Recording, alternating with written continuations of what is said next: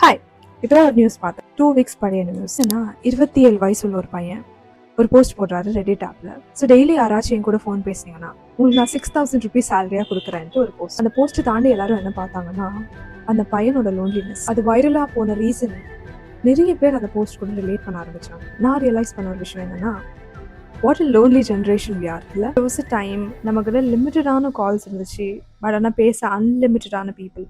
ஆனால் இன்னைக்கு நம்மள்ட்ட அன்லிமிட்டடான கால் இருக்கு, பேச யாரும் இல்லை. மிஞ்சி மிஞ்சி போனால் ப்ரமோஷனல் கால் வருதுங்க, அவங்களும் நம்ம பேசுறது கேட்க போறதில்ல.